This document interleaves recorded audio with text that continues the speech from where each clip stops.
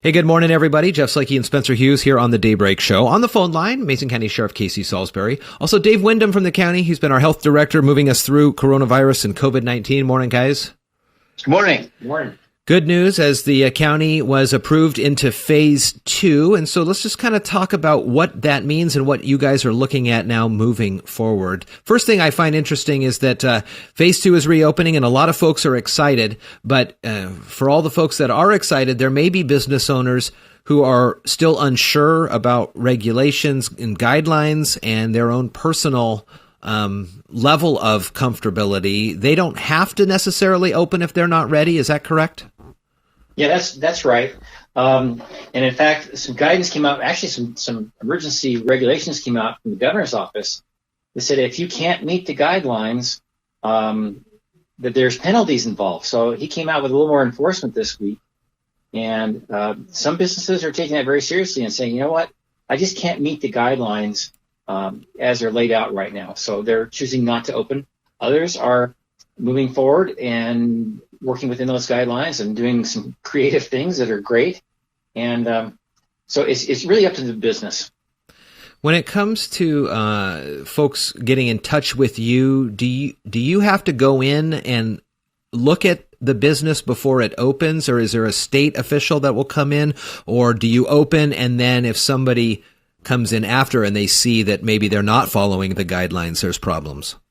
So it's kind of the latter. Okay. So what we're recommending is that businesses, as they're getting ready to open, get a hold of the EDC, Economic Development Council, because those folks down there are just great at looking at plans and helping people, guide people through this process. And they're part of our function here at Area Command.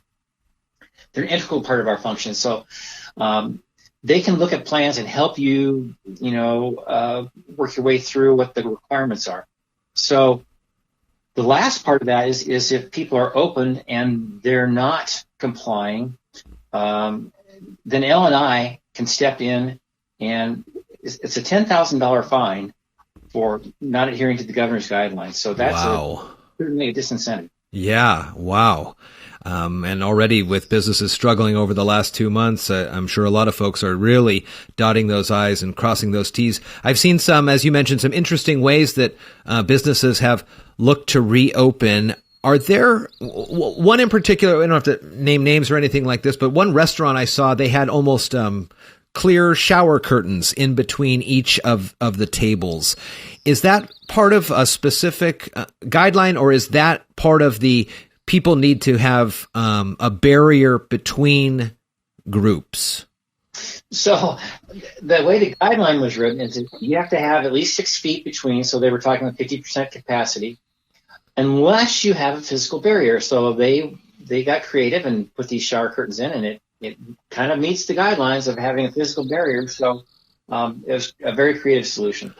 As we move into and through phase 2 and eventually 3 and 4, what's the county doing for its offices and for its staff? So technically, the county's not supposed to open everything until we get to phase 3.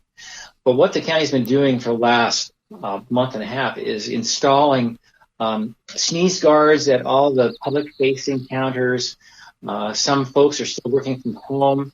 We're doing things on an appointment basis. So, for example, the building department is still intaking plans and designs, but it's by appointment, and there's a process people go through.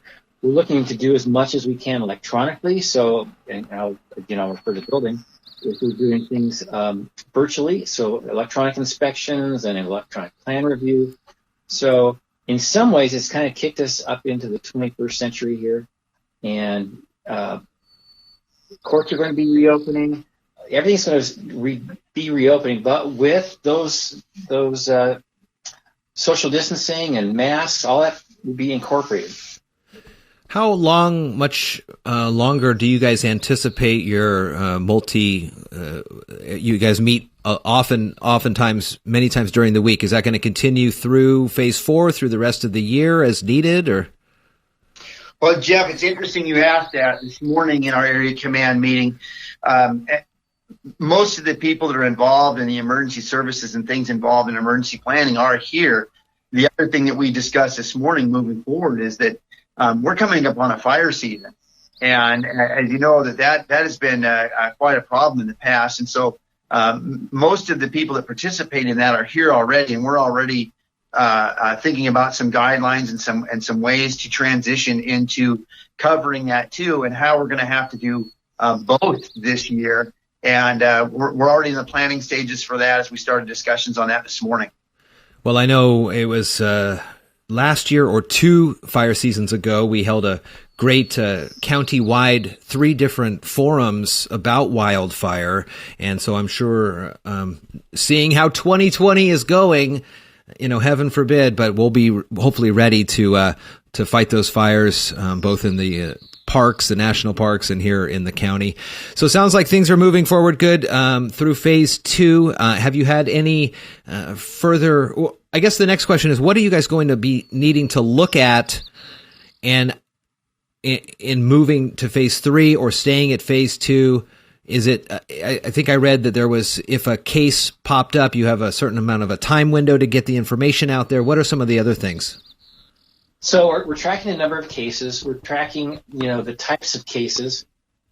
Basically, everything we did for phase 2 to get ready for phase 2, we'll be doing again for phase 3, and then adding some more granular information to that. So as cases come in phase 2, we'll be looking at and reporting back to the Secretary of Health on, have we been able to track the source of that particular case?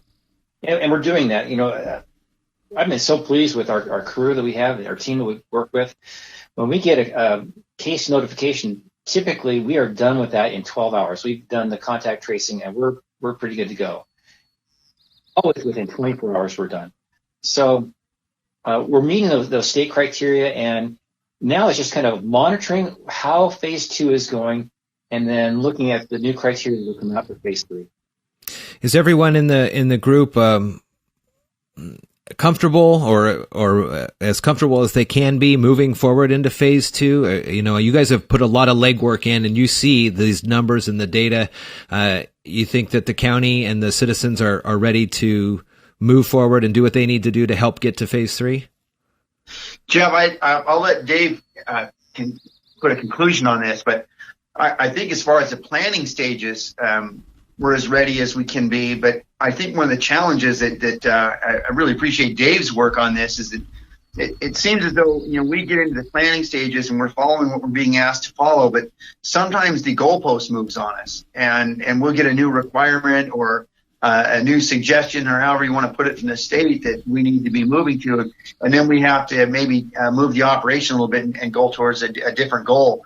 And so that's a little bit challenging, but the groundwork is here to move forward with things. But a lot of those are unknowns that we don't know by cases, and those kind of things are going to come up. So a lot of it's playing it by ear as we move forward as well. And from our point of view on the planning side, so we're planning both for the economic recovery plus planning for any COVID responses that we might have. So we have to have a pretty robust plan in place with contingencies just to get into phase 2. And we're going to be making that even more granular as we go into phase 3.